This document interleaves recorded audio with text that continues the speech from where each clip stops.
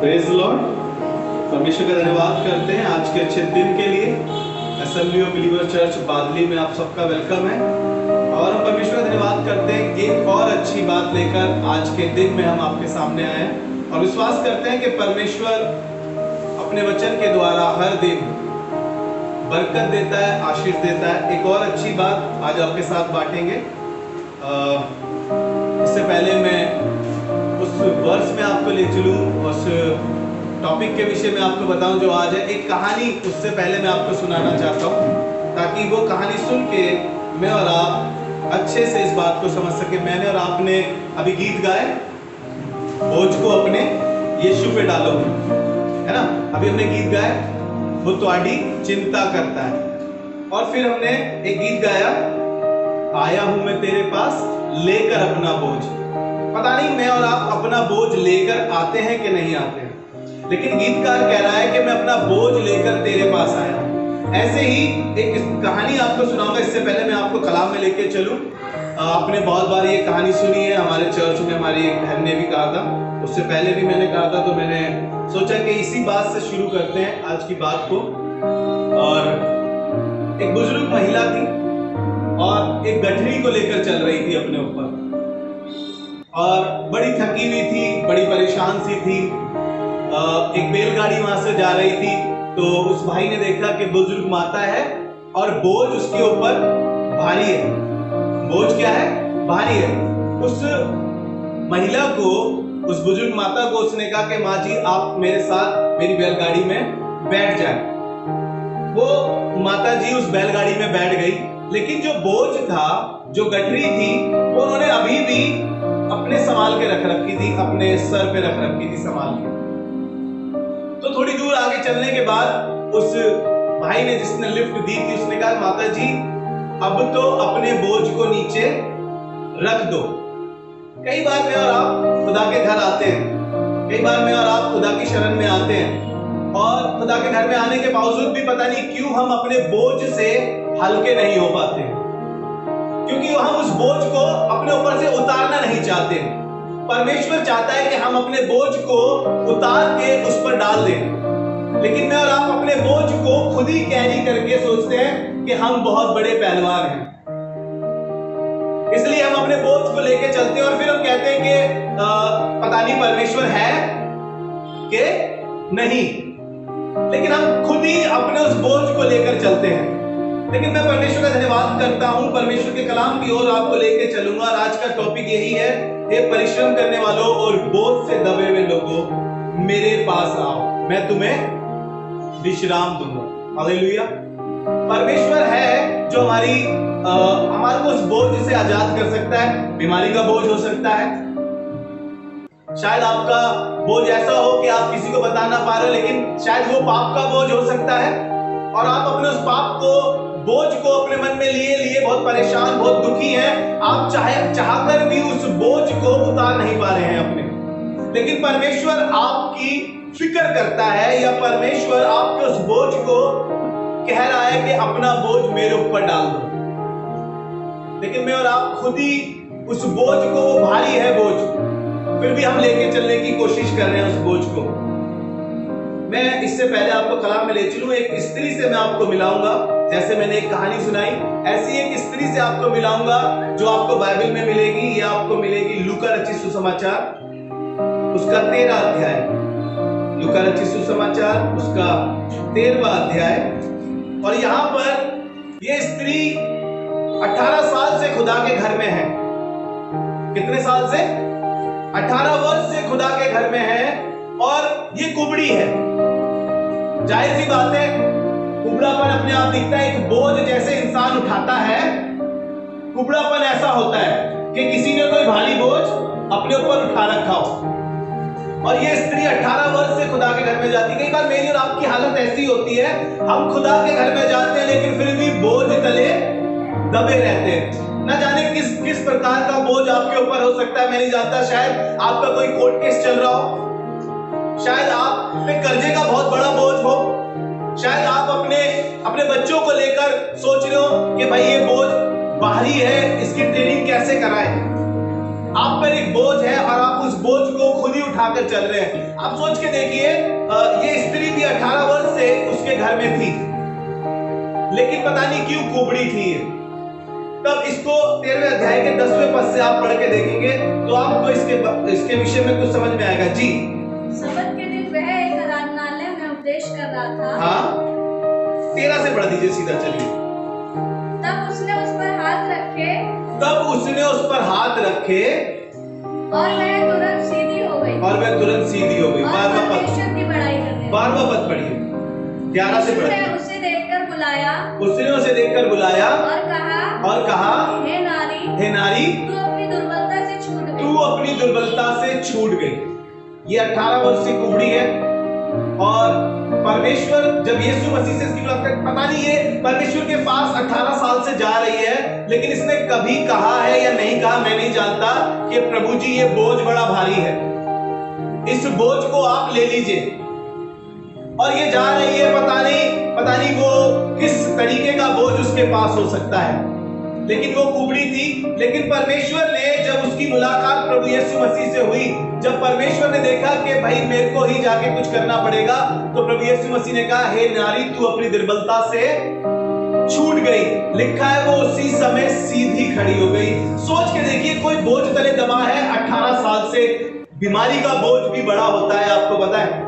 जो लोग बीमार हैं उनसे पूछ के देखिए, उनको लगता है कि यार ये कोई बोझ हमारे ऊपर से उतार दे। उनकी निगाहें डॉक्टर के ऊपर लगी रहती है, उनकी निगाहें दवाइयों के ऊपर लगी रहती है कि हमारा ये बोझ, ये दवाई, ये डॉक्टर हटा देंगे। आपको बता रहा हूं, डॉक्टर आपका बोझ हल्का नहीं कर सकता, दवाइयां आपका बोझ हल्का नहीं कर सकती, लेकिन एक है जो आपके बोझ को लेना चाहता है।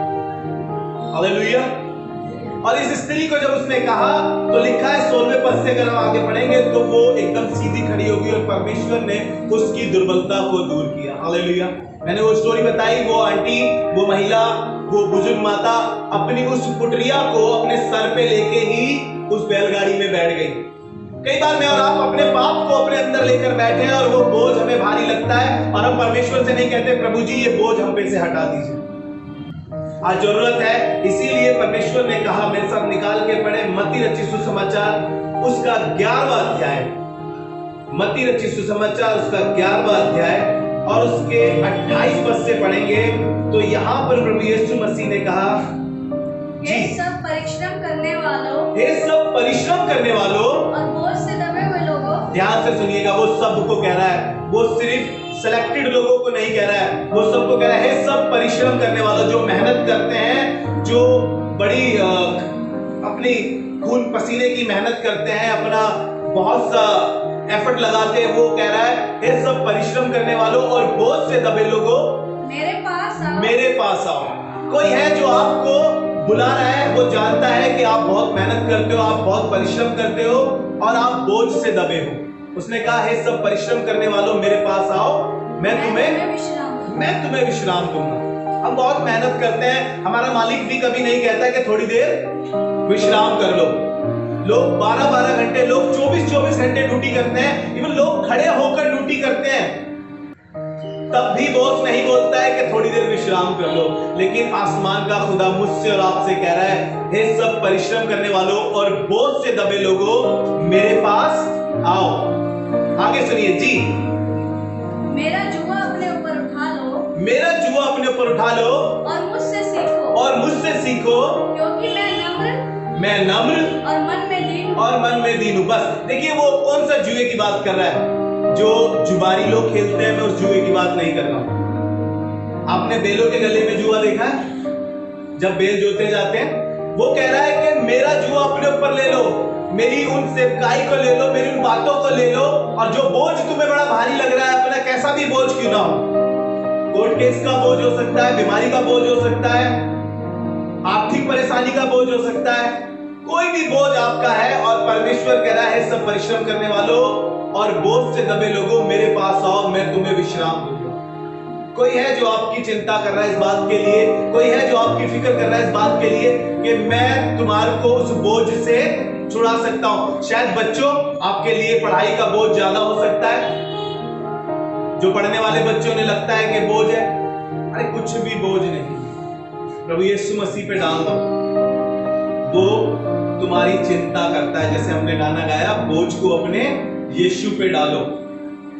हम डालते नहीं है, हमने अपने ऊपर इकट्ठा करके रख रखा उस बोझ को, सर दर्द बना लिया अपनी जिंदगी में उस बोझ को रखे रखे।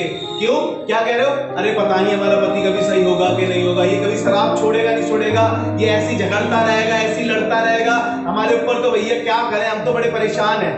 अरे यीशु मसीह पे अपने इस बोझ को डाल दो। पता नहीं मेरा पति कब विश्वास में आएगा, अपने बोझ को प्रभु यीशु मसीह पे डाल दो। हालेलुया। परमेश्वर चाहता है कि हम उसको, उस बोझ को उसके ऊपर डाल दें। देखिए भजन संहिता उसका 55 अध्याय, भजन संहिता उसका 55 अध्याय और उसका 22 पद, वहां पे इस प्रकार से लिखा है, अपना बोझ यहोवा पर डाल दो। हालेलुया। किस पर डाल दो? भजन संहिता 55 उसका 22। जी, अपना बोझ यहोवा पर डाल दे, अपना बोझ यहोवा पर डाल दे, वह तुझे संभालेगा, वह तुझे संभालेगा। मुझे नहीं पता कि आप उस बोझ में जिसमें दबे हुए हैं, आपको कोई संभालने वाला है कि नहीं है। आपके पास कुछ ऐसे लोग हैं जो आपकी मदद करेंगे या नहीं करेंगे, मैं तो नहीं पता, लेकिन प्रभु यीशु मसीह कह रहा है अपना बोझ यहोवा पर डाल दे। हालेलुया। नहीं है, इसीलिए कह रहा हूं कि अपने बोझ को परमेश्वर चाहता है कि हम उस पर डाल दें, क्योंकि उसको हमारा ध्यान है। उसने कहा ना, देखिए भजन संहिता उसका 68 चैप्टर 68 अध्याय उसका 19 और 20। एक खूबसूरत बात, मैंने जब ये बहुत पहले पढ़ी थी, मुझे बड़ा मजा आया था इस वर्ष को पढ़ के, मुझे बहुत अच्छा लगा था। 68 उसका 19। जी, धन्य है प्रभु, धन्य है प्रभु जो प्रतिदिन हमारा बोझ उठाता है। बस प्रतिदिन, कितना? प्रतिदिन परमेश्वर हमारा बोझ उठाता है। हमें लग रहा है कि हम उठा रहे हैं इस बोझ को, बच्चों के लिए मेहनत हम कर रहे हैं, बिजनेस हम कर रहे हैं, हम सारा बोझ उठा के चल रहे हैं, हम ही किचन में सारा काम करते हैं। नहीं, परमेश्वर क्या कह रहा है अपने कलाम में? धन्य है परमेश्वर जो प्रतिदिन हमारा बोझ उठाता है। मुझे नहीं पता आपके बच्चे आपकी मदद करते हैं या नहीं करते हैं, जो आप बोझ आप पर है, चाहे वो बिजनेस का हो, चाहे वो घर का हो, चाहे वो घर के काम का हो, मैं नहीं जानता, लेकिन परमेश्वर एक बात कह रहा है कि प्रतिदिन परमेश्वर ही हमारा बोझ उठाता है। हालेलुया।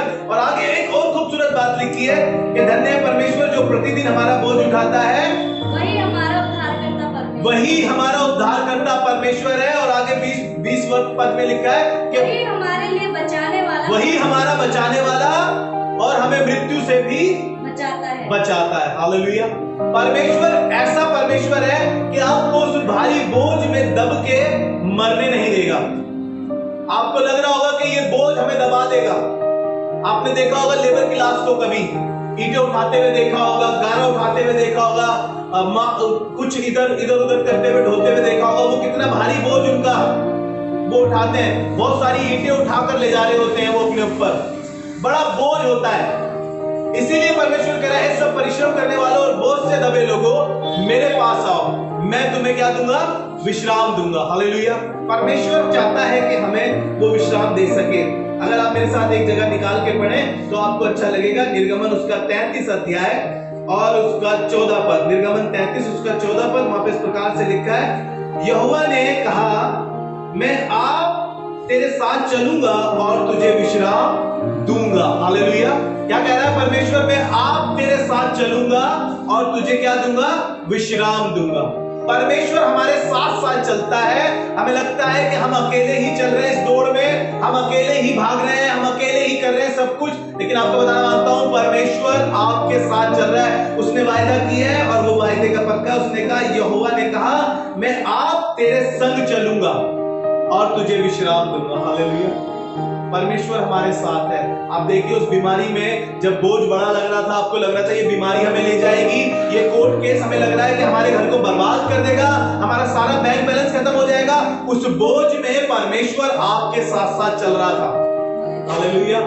जब आपको लग रहा था कि कोई हमारे साथ नहीं है, तब परमेश्वर आपका हाथ पकड़ के आपके साथ साथ चल रहा था। वही है जो प्रतिदिन हमारा बोझ उठाता है, वही हमारा उद्धार करता है, वही हमें मृत्यु से बचाता है, वही हमारे साथ साथ चलता है, वही हमें विश्राम देता है, वही हमसे कहता है बोझ से दबे लोगों मेरे पास आओ। और किसी ने कहा कभी, सोच के देखिए, क्या आपके पति ने कभी कहा क्या आपकी पत्नी ने कभी कहा, क्या आपके बच्चों ने कभी कहा कि सारा दिन आप लगे रहते हो, लाओ थोड़ा आज हम कर लेते हैं? अरे दबे हैं हम बोझ तले, लेकिन परमेश्वर हमें सामर्थ देता है हर उस बोझ को सहने की भी। परमेश्वर ही है। देखिए यशाया उसका 65 अध्याय निकाले, यशाया की पुस्तक उसका 65 अध्याय और उसका 21 से 23 तक पढ़ेंगे। और परमेश्वर इस बोझ के विषय में मुझे और आपको एक बात बड़ी अच्छी बता रहा है और मुझे ये वर्स पढ़ के बड़ा अच्छा लगा जी। यशाया 65 का 21। वे घर बनाकर उनमें बसेंगे, वे घर बनाकर उसमें बसेंगे। ध्यान से सुनिएगा, किसके विषय में कह रहा है? जो परिश्रम करने वाले लोग हैं। आपका पैसा खराब नहीं जाएगा, आपका पैसा बीमारियों में नहीं जाएगा, आपका पैसा कोर्ट केस में नहीं जाएगा, आपका पैसा गलत जगह में नहीं लगेगा। वो कह रहा है वो घर बना के रहेंगे, वे दाख की बारियां लगाकर उनका फल खाएंगे। वो बिजनेस जो करेंगे वो दाख की बारियां लगाएंगे, उसका फल वो खाएंगे। यानी आपका पैसा गलत जगह में नहीं लगेगा, आपका चालान नहीं कटेगा, आपका ऐसा नहीं होगा कि आपका पैसा बर्बाद हो गया हो या आपकी चीजें खराब हो रही हो। वो कह रहा है कि वो दाख की बारियां लगाएंगे। ऐसा नहीं होगा कि वे बनाए और दूसरा बसे, वो बनाए और दूसरा कब्जा करे। हालेलुया। दूसरे शब्दों में क्या कह रहा है कि बहुत से लोग कब्जा कर लेते हैं। वो कह रहा है वो ऐसे तुम्हारा पैसा बर्बाद नहीं होने दूंगा। कोई तुम्हारे मकान पे तुम मकान बनाओगे, तुम दाख की बारियां लगाओगे, तुम बिजनेस करोगे, उसको कोई दूसरे रोंदने नहीं पाएगा, कोई उस पे कब्जा नहीं करने पाएगा। जी आगे। या वे लगाए और दूसरा खाए, या वह लगाए और दूसरा खाए। कई घरों में आपने देखा होगा, आप जानते होंगे, पति कमाते तो बहुत हैं, इनकम तो बहुत अच्छी है, लेकिन सारा पैसा दारू में बर्बाद, सारा पैसा दूसरी औरत पे बर्बाद, सारा पैसा एक्सीडेंट में बर्बाद, सारा पैसा कोर्ट केस में लग गया। कमाया तो था, मेहनत तो बहुत करी थी, परिश्रम तो बहुत किया था, लेकिन अपना बोझ परमेश्वर पर नहीं डाला। हालेलुया। और परमेश्वर चाहता है कि हम अपने बोझ को उस पे डालें। जी आगे पढ़े। क्योंकि मेरी प्रजा की आयु, क्योंकि मेरी प्रजा की आयु वृक्षों की सी होगी। कह रहा है पेड़ों के समान लंबी होगी उनकी आयु। आपने कभी पेड़ को मरते हुए देखा? जल्दी से वो हमेशा हर साल हरा भरा रहता है। और वो अपने लोगों की कह रहा है मेरे लोग कैसे होंगे? ऐसा नहीं होगा कि तुम मेहनत करते करते करते करते मर जाओगे, ऐसा नहीं है कि तुम परिश्रम करते करते दब के मर जाओगे। कह रहा है ऐसा नहीं होने दूंगा। मेरे लोगों की, मेरी प्रजा की आयु कैसी होगी? वृक्ष के समान, पेड़ों के समान लंबी होगी। जी आगे। और मेरे चुने हुए अपने कामों का पूरा लाभ उठाएंगे। मेरे चुने हुए अपने कामों का पूरा लाभ उठाएंगे। हालेलुया। आजकल इंसान मेहनत ज्यादा करता है लेकिन लाभ कम मिलता है। लेकिन परमेश्वर अपने लोगों से क्या वायदा कर रहा है? जितनी तुम मेहनत करोगे उतना ही तुम्हें लाभ होगा, तुम्हारा फल खराब नहीं होगा, जो तुमने किया है वो पूरा होगा। जी आगे पढ़ के देखिए, एक और अच्छी बात है इसमें। उनका परिश्रम व्यर्थ ना होगा, उनका परिश्रम व्यर्थ ना होगा। तुम्हारी मेहनत बेकार नहीं जाएगी, तुम्हारी मेहनत बेजाया ना जाएगी, तुम्हारी मेहनत पे पानी नहीं फिरेगा। परमेश्वर देख रहा है, उसको तुम्हारा ध्यान है। हालेलुया। परमेश्वर आपकी फिक्र करता है, वो चाहता है कि आपके उस बोझ को जो आप लेके चल रहे हैं, आपको बड़ा भारी लग रहा है, उसको वो हल्का कर सके। आप प्रतिदिन परमेश्वर आपका बोझ उठाता है। अपने आप को फ्री करें, अपने आप को किसी भी बात का बोझ क्यों ना हो, परमेश्वर के पास लेके जाएं और कहें प्रभु ये बोझ है और मुझे मालूम है प्रभु कि तू इस बोझ को ले लेगा, क्योंकि मैंने इस बात को सीखा है। तूने कहा कि मुझसे सीखो क्योंकि मेरा जुआ हल्का और सहज है। मेरा बोझ ले लो और अपना जुआ मुझको दे दो, क्योंकि मैं मन में दीन और नम्र हूं। परमेश्वर कह रहा मुझसे सीख लो ये चीजें। हालेलुया। देखिए बीमारी का बोझ, एक कोढ़ी था और वो यीशु मसीह के पास आया। अगर आप लिख रहे हैं तो लिख लीजिए, मरकुस रचित सुसमाचार, मरकुस रचित सुसमाचार उसका पहला अध्याय उसका 40 पद। वहां पे इस प्रकार से लिखा है, एक कोढ़ी उसके पास आया और उससे विनती की और उससे कहा, उसके सामने घुटने टेक कर कहा, यदि तू चाहे तो मुझे शुद्ध कर सकता है। हालेलुया। वो अपने बोझ को, आप देखिए, वो अपनी उस बीमारी को, कोढ़ियों के विषय में मैंने आपको बताया, कोढ़ी अपने घर में नहीं रह सकते, अपने शहर में नहीं रह सकते, वो शहर के बाहर रिहा करते थे। ना जाने यीशु से इनकी मुलाकात हो गई, इस कोढ़ी की मुलाकात हो गई, और इसने यीशु से कहा, यदि तू चाहे तो मुझे शुद्ध कर सकता है। यानी दूसरे शब्दों में इसने कहा कि प्रभु ये कोढ़ का बोझ अब नहीं सहा जाता, प्रभु ये कोढ़ अब मुझसे बर्दाश्त नहीं होता, मैं अपने बच्चों से दूर हूं, और प्रभु मैं अपने घर जाना मांगता हूं, अपने माँ बाप के साथ रहना मांगता हूं। मैं यहाँ धूप में रहते रहते या ठंड में रहते रहते मैं प्रभु पस्त हो गया हूं। मैं बताना मांगता हूं आपको, जो लोग सुन रहे हैं, जो लोग देख रहे हैं, उनको बताना मांगता हूं कि अपने बोझ को कैसा भी क्यों ना हो, प्रभु यीशु मसीह के पास लाएं। और पता है यीशु मसीह ने कहा, मैं चाहता हूं कि तू शुद्ध हो जाए। कब? जब उसने अपना बोझ यीशु पर डाल दिया, अपनी उस बीमारी को यीशु को बता दिया, प्रभु ये बोझ भारी है, प्रभु ने उस बोझ को ले लिया। मैं और आप अपने बोझ में दबे रहते हैं। हालेलुया। परमेश्वर चाहता है कि हम, देखिए एक बच्चा है, छोटा बच्चा, चलिए लवन्या को भेज ही दीजिए, आइए लवन्या 2 मिनट के लिए आइए। देखिए मैं नहीं बोलूंगा, ये बोलेगा। ये छोटा बच्चा है, इसके बोझ, इसको नहीं पता बोझ क्या चीज होती है, सच बताऊं तो इसको अभी कोई बोझ नहीं है। इससे पहले इस पे बोझ आए, इसके माँ बाप उसका सामना कर लेते हैं। अगर मैं और आप परमेश्वर के सामने इस छोटे बच्चे के समान बन जाए, तो आप बताइए क्या हमारे पे कभी बोझ होगा किसी बात का? कभी भी इस पे कोई बोझ आने नहीं देते होंगे। इसकी मम्मी राशन लेने जाती होगी, ये नहीं कहती होगी ले 20 किलो का गेहूं का कट्टा अपने सर पे रख ले। कभी हुआ नहीं दिया ऐसा? कभी उठाया बेटा तूने गेहूं का कट्टा? उठाया नहीं। मैं और आप अगर प्रभु यीशु मसीह के साथ इस बच्चे के समान बन जाए, तो क्या हमारे पे बोझ होगा? आप सोच के देखिए, अगर आपका बच्चा स्कूल जा रहा है, लवन्या स्कूल जाती है, हाँ लवन्या भी स्कूल जाती है, जब स्कूल जाती है तो क्या बैग टांग के वैन तक या स्कूल तक लवन्या जाती है या मम्मी उठा लेती है? जब तक मम्मी साथ होती है। कौन उठाता है? कौन उठाता है? मम्मी उठाती है। थैंक यू बेटा, बैठ जाए।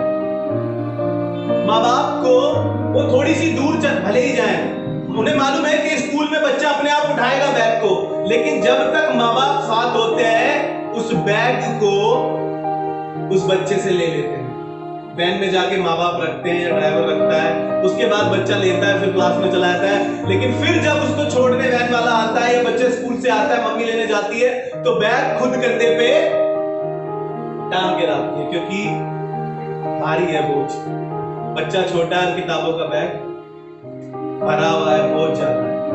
मैं और आप दास परमेश्वर के सामने उस छोटे बच्चे के समान बन जाएं और कहें कि प्रभु हमें नहीं पता बोझ क्या चीज होती है, हम तो फ्री हैं क्योंकि वो हमारा बाप आसमान में बैठा है और हमारे हर बोझ को वो अपने ऊपर ले। हालेलुया। परमेश्वर चाहता है कि हम इस प्रकार से अपने जीवन को बिताएं। अगर आप मेरे साथ निकाल के पढ़ें यिर्मयाह उसका 31 अध्याय उसका 16 पद, यिर्मयाह उसका 31 अध्याय और उसका 16 पद, वहां पे इस प्रकार से लिखा है, यहोवा ने कहा, जी पढ़े। यहोवा यूं कहता है, हाँ, रोने पीटने और आंसू बहाने से रुक जा। क्या कह रहा है परमेश्वर आपसे?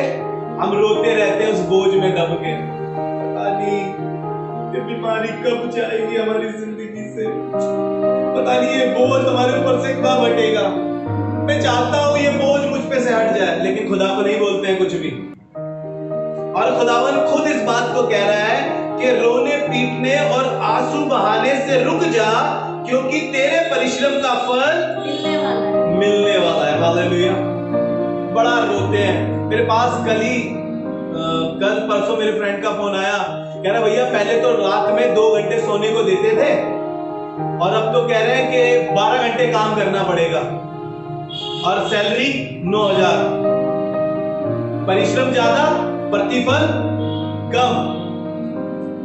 कह रहा भैया, कह रहा है कि परमानेंट हमारे यहाँ कर लो और जब स्कूल खुलेंगे जाना मत। उसने कहा भैया स्कूल में तो आराम से बैठ जाते हैं और 14,000 रुपए सैलरी मिलती है। कह रहा बताओ इसके यहाँ कैसे ज्वाइन करूं? और ये क्या कह रहा है परमेश्वर, वो लिटरली रो रहा होगा मेरे सामने, मैं आपको बता रहा हूं। मैंने उसके आंसू नहीं थे, लेकिन उसने फोन तो मुझे इसीलिए कर रहा था कि वो अपनी दास्तान को रो रहा था मेरे आगे। भैया पहले तो 2 घंटे सोने को देते थे 12 घंटे में, अब 12 घंटे के पूरा काम ही करना है, मशीन चलानी है। मैंने कहा कोई बात नहीं, स्कूल जल्दी खुलने वाला। और परमेश्वर कह रहा है कि रोना पीटना और आंसू बहाना बंद करो, क्योंकि तुम्हारे परिश्रम का प्रतिफल तुम्हें मिलने वाला है। प्रभु में बिताया हुआ परिश्रम कभी व्यर्थ नहीं जाता। बाइबल बताती है, जो आप यहाँ पर बैठे हैं, जो आप कलाम को सुन रहे हैं, आप जब जब इस कलाम को सुनेंगे, परमेश्वर इस बात को कह रहा है कि कभी भी परमेश्वर में बिताया हुआ परिश्रम व्यर्थ नहीं जाता। हालेलुया।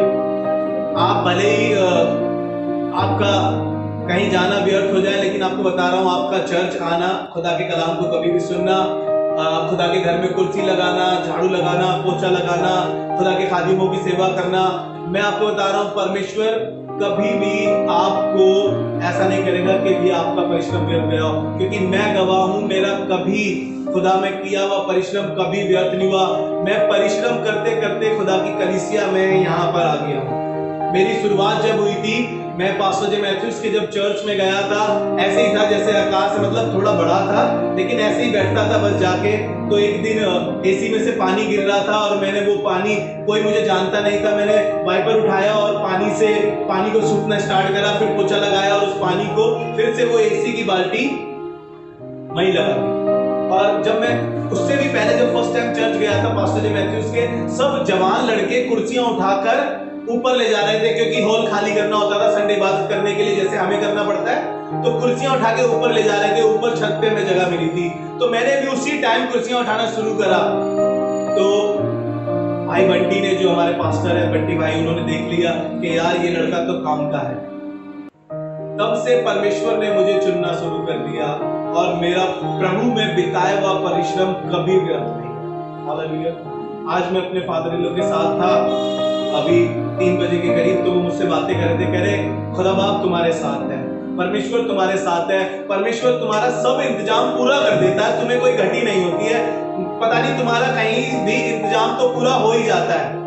मैंने कहा हम पहला स्थान परमेश्वर को देते हैं, सिर्फ ये कहना है हमारा, क्योंकि बहुत सी जॉब मेरे पास आई और मैंने कहा कि नहीं संडे छुट्टी नहीं होगी तो मैं नहीं कर पाऊंगा, अगर मैं कॉम्प्रोमाइज कर लूं तो मैं यहाँ संडे नहीं आ पाऊंगा।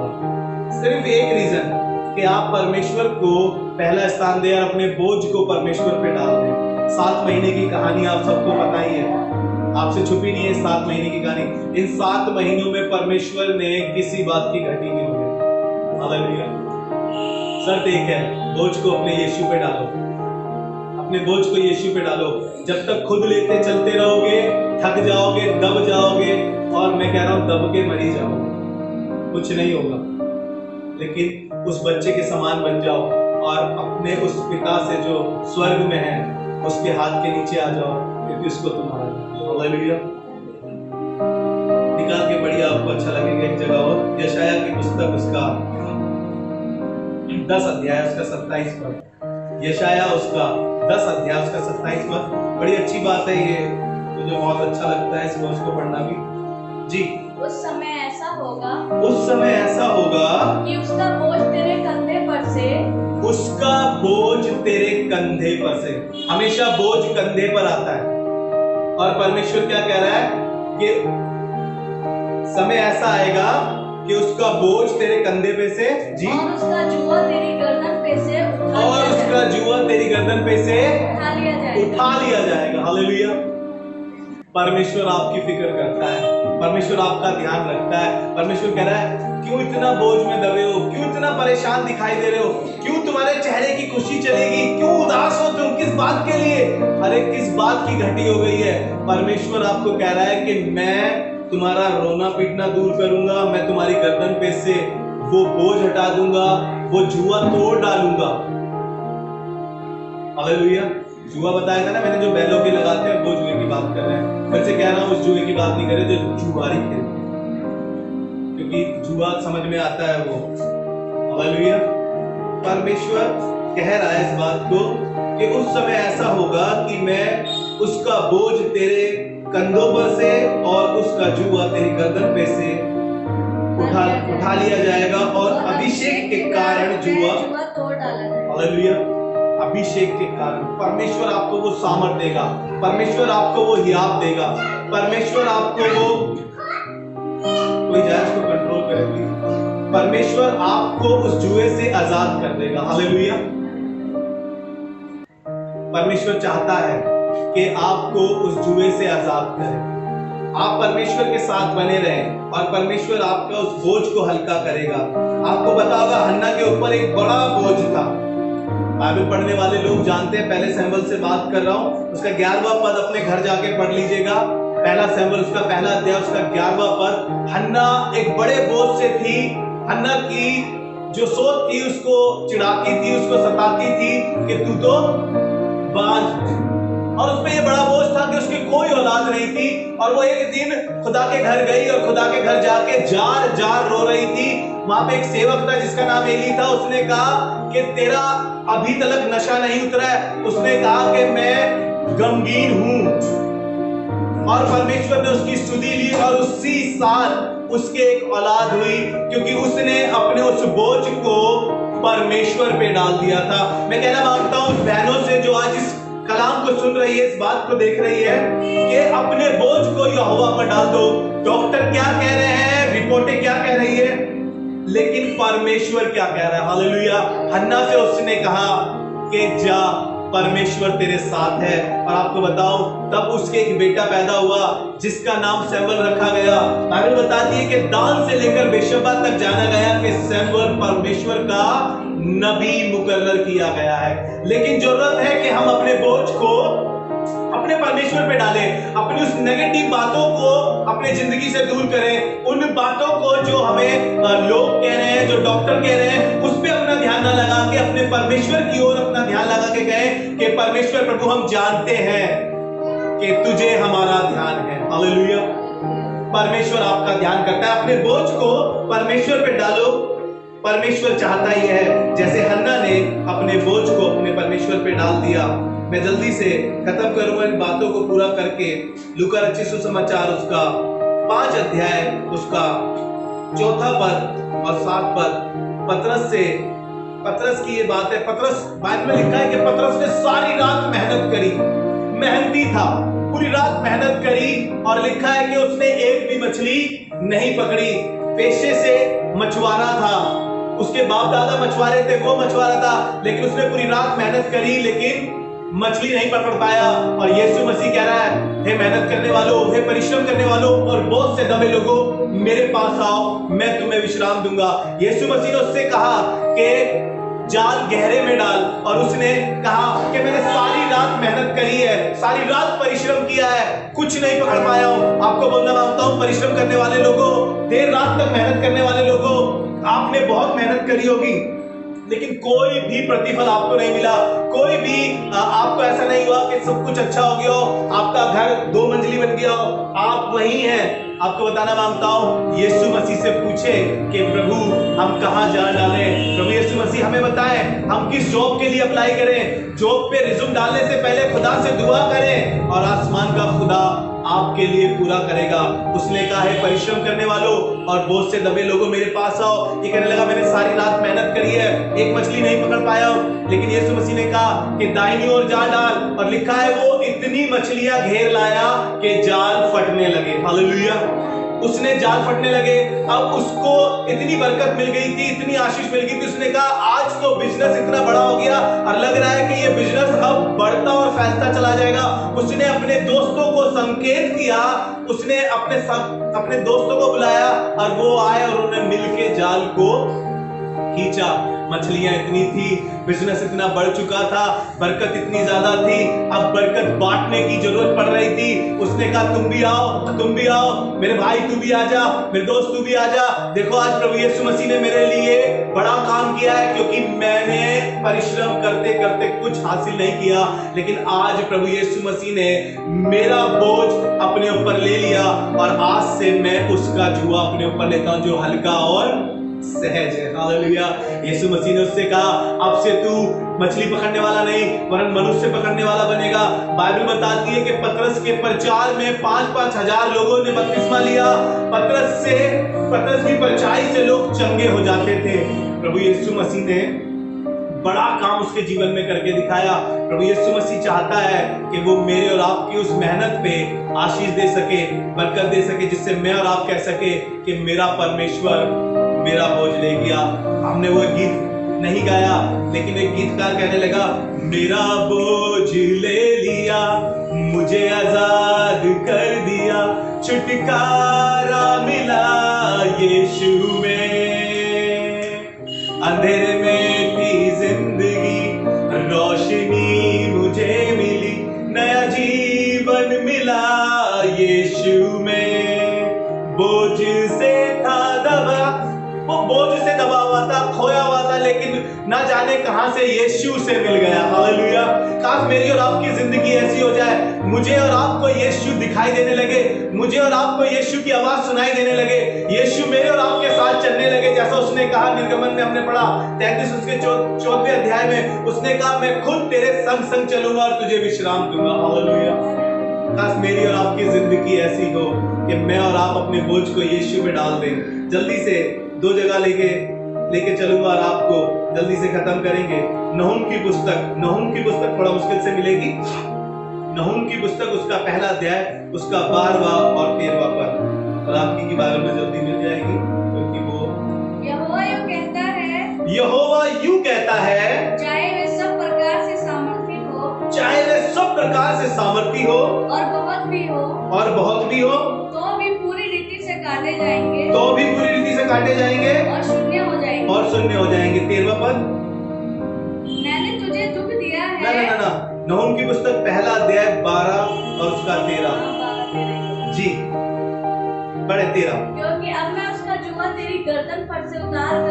क्योंकि अब मैं उसका जुआ तेरी गर्दन पर से उतार कर तोड़ डालूंगा और तेरे बंधन फाड़ डालूंगा। हालेलुया। पता नहीं पाप के बंधन में जकड़े हो सकते हैं आप, बीमारी के बंधन में जकड़े हो सकते हैं आप, गरीबी के बंधन में जकड़े हो सकते हैं आप, लेकिन परमेश्वर कह रहा है अब मैं उसका जुआ तेरी गर्दन पे से उतार के तोड़ डालूंगा और उसे फाड़ डालूंगा। हालेलुया।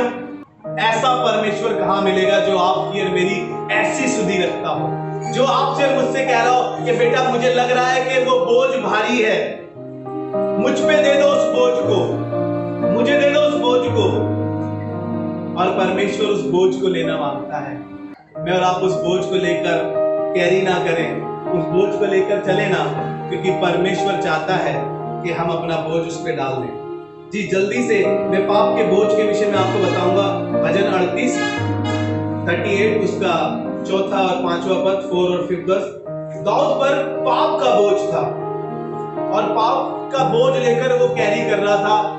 जितने लोगों ने बाइबल पढ़ी है पता है आपको कि उस पे एक पाप का बोझ था और परमेश्वर उस पाप के कारण उससे वो चाहता था कि उस बोझ को उस पे से हटा दे।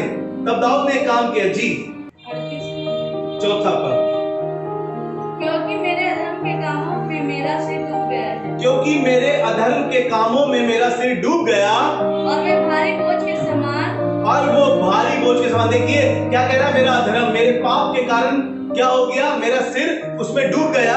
जी आगे, और वे भारी बोझ के समान, और वो भारी बोझ के समान मेरे सहने से बाहर हो गया। आपको पता है पाप कई बार हमारे जिंदगी में जब आता है तो हमें लगता है कि हम गुनहगार हैं, हम पापी हैं। बहुत सी बार हम बाइबल नहीं पढ़ पाते हैं, बहुत सी बार हम चर्च नहीं आते क्योंकि हमें लगता है हम पापी हैं, और बार बार शैतान हमें कहता है यू आर सिनर, तुमने गुनाह किया है, तुमने पाप किया है, तुम बाइबल पढ़ने के योग्य नहीं हो। लेकिन आसमान का खुदा एक्सक्यूज मी इस बात को कह रहा है कि मैं तुम्हारा बोझ लेना चाहता हूं। जी 5वां पद पढ़े, मेरी मूर्खता के कारण घोड़े से लगे मेरे घाव बसाते हैं, हाँ, और सड़ गए हैं। मैं बहुत दुखी हूँ और झुक गया हूँ। दिन भर में शोक का पहरावा पहने हुए हाँ, चलता फिरता हूँ। ये बोझ से इतना दब गया उस पाप के बोझ से कि इसकी सहने से बाहर है।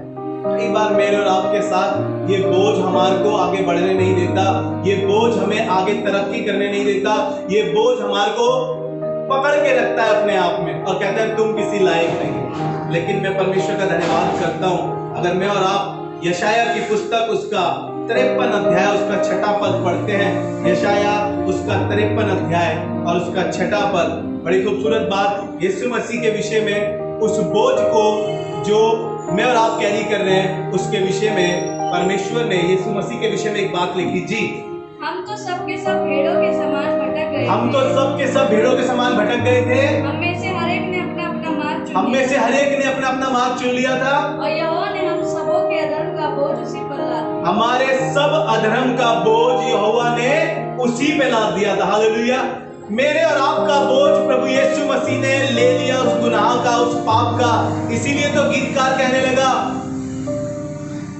बोझ सूली का बहुत भारी है, इतना भारी है क्योंकि उस सलीब पर मेरे और आपके गुनाह लगे थे। बाइबल बताती है यीशु मसीह ने कोई ही गुनाह नहीं किया था, एक भी गुनाह। वो लिखा है उसके विषय में कि वो सब बातों में परखा गया तो भी निष्पाप निकला। और परमेश्वर कह रहा है कि हमारे सब अधर्म का बोझ उसी पर लाद दिया, और वो मेरे और आपके बोझ को लेकर कैरी कर रहा था, वो मेरे और आपके बोझ को ले जा रहा था। आज मैं और आप छोटे छोटे बोझ को यीशु मसीह पे लाने से डरते हैं, जबकि वो हमारे उस बड़े गुनाह को, बड़े पाप को लेकर उस सलीब पर चढ़ गया। और सलीब पर ऐसा नहीं था, सलीब पर के सलीब पर बहुत अच्छा लगता है। आपको मालूम है सलीब का जर्रा बहुत खतरनाक है, उसको एक कम 40 कोड़े मारे गए, उसके हाथों में कीले ठोक दी गई, उसको कांटों का ताज पहना दिया गया, सिर्फ मेरी और आपकी खातिर। मेरे और आपके बोझ को लेकर वो सलीब पर था। और कहना मांगता हूं कि जब बोझ प्रभु यीशु मसीह पर है, अपने आप को हल्का करें और कहें कि प्रभु हम इस बात को जान गए हैं कि हमारा बोझ जो हम सोच रहे हैं कि हम अपने आप उतार सकते हैं, आपको बताना मांगता हूं आप कितनी मेहनत कर लीजिए, कितनी कोशिश कर लीजिए, उस बोझ को आप उतार नहीं सकते, क्योंकि वो बोझ आपका पीछा नहीं छोड़ता। आप यीशु मसीह पे अपने उस बोझ को डाल दीजिए, क्योंकि उसने कहा हे सब परिश्रम करने वालों और बोझ से दबे लोगों मेरे पास आओ, मैं तुम्हें विश्राम दूंगा। आइए दुआ करें और उसके विश्राम में दाखिल हो। जब वो आएगा तो मुझे और आपको अपने विश्राम में ले जाएगा। तभी उसने कहा कि शब्द के दिन को विश्राम का दिन माना करो। आइए दुआ करें। प्यारे प्रभु, हम धन्यवाद और शुक्रगुजारी और बड़ाई करते हैं तमाम उन लोगों के लिए जो इस दुआ में शामिल है। परमेश्वर प्रभु, मैं नहीं जानता प्रभु कौन किस बोझ से दबा है, शायद कर्जे का बोझ हो सकता है, शायद अलगाव हो सकता है, शायद बीमारी का बोझ हो सकता है, शायद कोई कोर्ट केस का बोझ हो सकता है। प्रभु मैं दुआ करता हूँ प्रभु, कोई भी इस समय किसी भी बोझ से इस दुआ में बैठा है प्रभु, मैं दुआ करता हूँ प्रभु उस पे से सारा बोझ उतर जाए और प्रभु वो अपने आप को फ्री समझ सके, हल्का समझ सके, क्योंकि खुदावन तूने कहा कि तू विश्राम देता है। प्रभु धन्यवाद करते हैं प्रभु तेरे सच्चे कलाम के लिए, इन अच्छी बातों के लिए, और प्रभु हमारी दुआओं को सुनने के लिए तेरा धन्यवाद। प्रभु सारी बातों में हम घटे और आप बढ़े, यीशु मसीह के नाम में आमीन। Praise the Lord. अगर आपको बरकत मिली है तो जरूर से इस लिंक को किसी ना किसी से शेयर करें, ताकि और भी लोग अपने बोझ से हल्के हो सके और खुदावंद का नाम महिमान्वित हो सके। प्रभु आप सबको आशीष दे। Praise the Lord.